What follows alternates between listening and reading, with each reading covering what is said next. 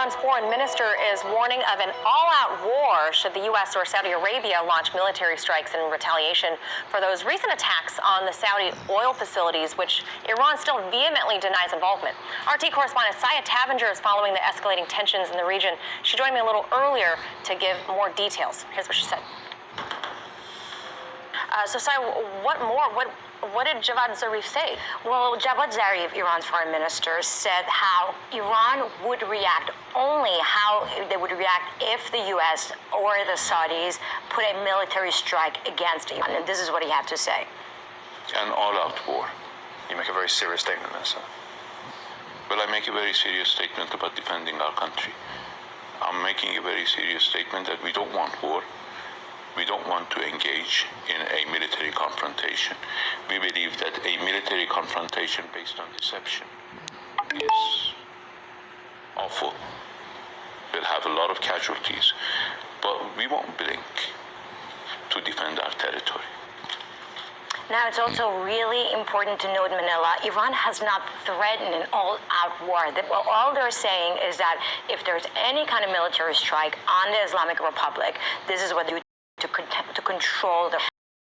But what Zarif also said is that they were willing to talk to regional rivals like Saudi Arabia and the UAE to ease tensions. But at this point, it doesn't seem very likely. Now, France, as you recall, even during the G7, tried to initiate dialogue between Washington and Iran. And again, what they're trying to do is push for diplomacy instead of a military conflict. Now, this is what French Prime Minister had to say about the situation right now with Iran and Washington. When I say that Iran must come back to the Vienna Agreement, it is a demand, because otherwise we are in a slide with all the risks that it can imply.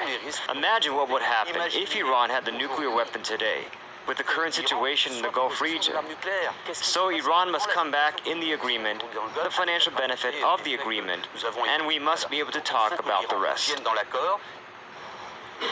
But what's interesting is that Iran hasn't breached the agreement. Iran is still in the agreement. It's the U.S. that's pulled out of the agreement. So it's kind of confusing what everyone's saying. But France also did not. They don't think it was the Houthi rebels that actually did the strikes at oil facilities, but they are conducting their own private international investigation. So that's still pending. So Mike Pompeo is currently in the Middle East right now discussing, options to deter Tehran, what they're calling aggressions. What's the takeaway on Pompeo's visit so far? Well, Pompeo was in Saudi Arabia yesterday, met with the.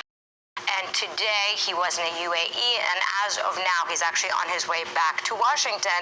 And the whole trip was to discuss the ongoing tensions of everything, obviously, that's happening in the Middle East. Pompeo was asked if the U.S. still wanted a peaceful resolution to the situation with Iran. And listen to what he had to say.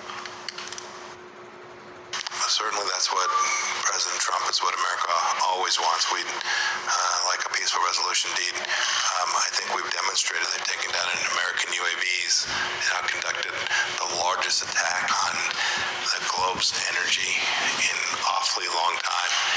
And we are still striving to build out a coalition. I was here in active diplomacy while the foreign minister of Iran is threatening all-out war to fight to the last American.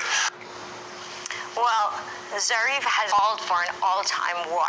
His language is being taken completely out of context. The question to Zarif was, how would Iran react if there was a military strike? That would be the response. Exactly. So what Pompeo is saying is completely out of context. Also, Pompeo is saying that he's been calling for peaceful resolution. Language coming out of the U.S. right now has been anything but peaceful. If you go back to all his tweets, President Trump's tweets, it's not really showing any kind of peaceful resolution.